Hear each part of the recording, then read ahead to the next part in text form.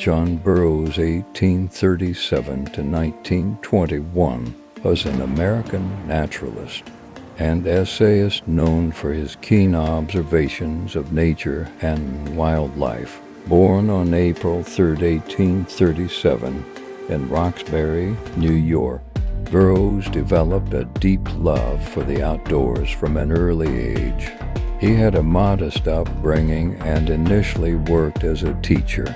Burroughs' passion for nature led him to become a prominent figure in the American nature writing movement during the late 19th and early 20th centuries. He was friends with many influential figures of his time, including Walt Whitman and Theodore Roosevelt. Burroughs' writings often focused on the beauty of the natural world, and he had a knack for expressing complex scientific concepts in a way that resonated with a broad audience. Some of his well-known works include Wake Robin, Signs and Seasons, and The Breath of Life. His essays were published in popular magazines like the Atlantic Monthly and Harper's Magazine. John Burroughs left a lasting legacy as a literary naturalist, leaving behind a body of work that continues to inspire readers to appreciate and connect with the wonders of the natural world. He passed away on March 29, 1921, at the age of 83. Before going to his quotes, make sure to hit that subscribe button below. It's the best way to stay updated on all our latest videos. Join our community, and let's grow together. The smallest deed is better, and the greatest intention. Leap, and the net will appear. I go to nature to be soothed and healed, and to have my senses put in order.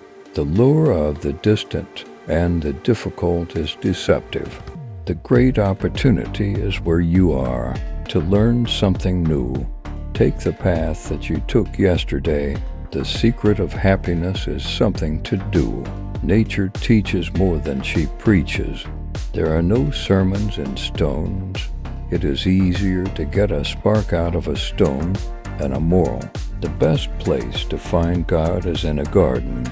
You can dig for Him there. The greatest possession a man can have is a grateful heart, joy in the universe, and keen curiosity about it all. That has been my religion. I still find each day too short for all the thoughts I want to think, all the walks I want to take, all the books I want to read, and all the friends I want to see. The world is not respectable.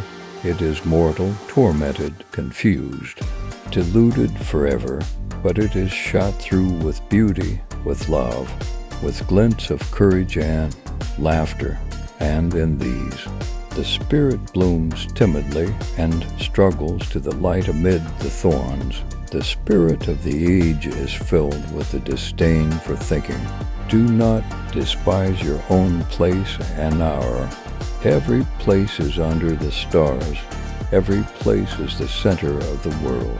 The greatest thing in a work of art is that it moves you, that it exalts your spirit, that it will make you see and feel things that you did not see and feel before. I seldom go into a natural history museum without feeling as if I were attending a funeral. Nature is always hinting at us.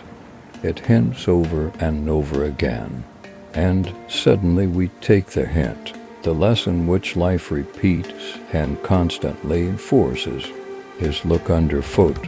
You are always nearer the divine and the true sources of your power than you think.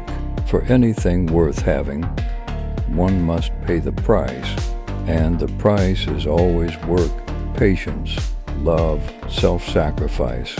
No paper currency, no promises to pay, but the gold of real service. The lure of the distant and the difficult is deceptive.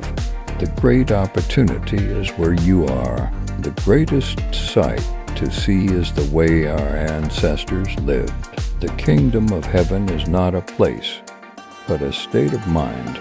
To treat your facts with imagination is one thing. To imagine your facts is another. Nature is often hidden, sometimes overcome, seldom extinguished. If you think you can do it, you can. You can get discouraged many times, but you are not a failure until you begin to blame somebody else and stop trying. The spirit of the age is filled with the disdain for thinking. Blessed is the man who has some congenial work, some occupation in which he can put his heart, and which affords a complete outlet to all the forces there are in him. The power to keep a pet toad on a string is one of the joys of the wild boar's life. Nature is always hinting at us. It hints over and over again, and suddenly we take the hint.